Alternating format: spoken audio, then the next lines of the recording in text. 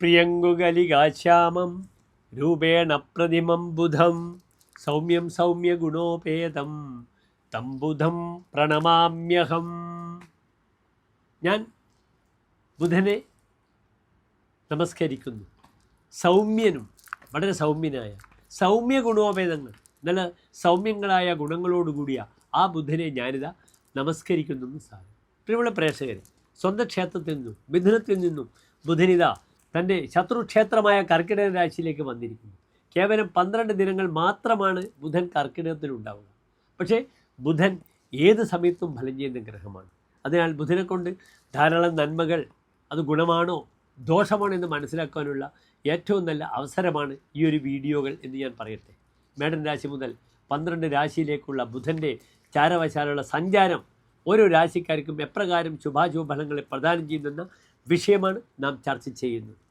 കേവലം 12 ദിവസങ്ങളാണ് ഞാൻ പറഞ്ഞു ബുധൻ കർക്കിടക രാശിയിൽ നിൽക്കുന്നു. പിന്നീട് ഇതേ ബുധൻ വക്രിയായി വീണ്ടും തൻ്റെ സ്വന്തം ക്ഷേത്രമായ മിഥുനത്തിലേക്ക് വരുന്നുമുണ്ട്. അത് വളരെ ഗുണമായിരിക്കും. വക്രനസ്തു മഹാവീര്യാഹ, ഒരു ഗ്രഹം വക്രിയായി വരുമ്പോൾ അത് വളരെയധികം വീര്യത്തെ പ്രദാനം ചെയ്യപ്പെടുമെന്ന് പറയുന്നു. ജൂൺ 22 കർക്കിടകത്തിൽ പ്രവേശിക്കുന്ന ബുധൻ ജൂലൈ മാസം 7-ാം തീയതി തിരിച്ച് വക്രിയായി മിഥുനത്തിലേക്ക് പോകുന്നു. ഈ വക്രിയായ ബുധൻ വളരെയധികം ഫലത്തെ പ്രദാനം ചെയ്യുമെന്ന് ഞാൻ സൂചിപ്പിച്ചു കഴിഞ്ഞു.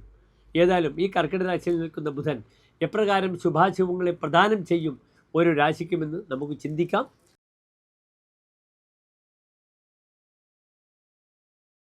ഉത്തര നക്ഷത്രത്തിൻ്റെ അവസാനത്തെ 45 നാഴിക, അത്തം ചിത്ര നക്ഷത്രത്തിൻ്റെ ആദ്യത്തെ 30 നാഴിക വരുന്ന കന്നിരാശിക്കാർക്ക് അവരുടെ ലഗ്നാധിപനാണ് ബുധൻ, അവരുടെ കർമാധിപനാണ്. അത് നിൽക്കുന്നതോ 11-ാം ഭാവത്തിലാണ്. നല്ല ലാഭങ്ങൾ പ്രദാനം ചെയ്യും. ഈ 11-ലെ ബുധൻ നല്ല സന്താന ശ്രേയസ് ഉണ്ടാകും. സന്താനങ്ങളുടെ പഠനത്തിന് വളരെ നന്നാവും. പലപ്പോഴും വളരെ പ്രായമുള്ള മുത്തച്ഛനും മുത്തശ്ശിക്കും തൻ്റെ മക്കൾക്ക് മക്കളുണ്ടാകുന്ന അസുലഭമായ ഒരു മുഹൂർത്തത്തിന് സാക്ഷ്യം വഹിക്കേണ്ടി വരുന്ന ഒരു മഹത്തായ അനുഭവവും ഈ 11-ലെ ബുധൻ പ്രദാനം ചെയ്യും.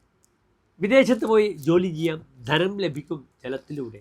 സ്വന്തം ജനങ്ങൾ ശത്രുക്കളാകാതെ നോക്കണമെന്ന് മാത്രം. ഇവിടെ കർമ്മമേഖലയിൽ ബുധൻ വരുമ്പോൾ സലാഭ, നല്ല ലാഭത്തെ പ്രദാനം ചെയ്യപ്പെടുമെന്ന് ഫലം പറഞ്ഞിരിക്കുന്നു.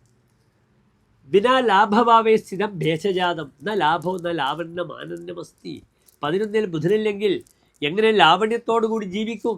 കുത കന്യകോദ്വാഹ ദാനം ചിതയം, എങ്ങനെ തൻ്റെ കന്യകമാരെ വിവാഹത്തിന് പറഞ്ഞേക്കും? അതിനാൽ 11-ൽ ബുധൻ വരുമ്പോൾ അവസരങ്ങളുടെ വലിയ വാതിൽ തന്നെ തുറക്കപ്പെടും. വിവാഹ തീരുമാനത്തിന് വളരെ നല്ലതാണ്. സന്താന തീരുമാനങ്ങൾക്ക് വളരെ നല്ലതാണ്. അതിനുവേണ്ടി ഉത്സാഹിക്കുക.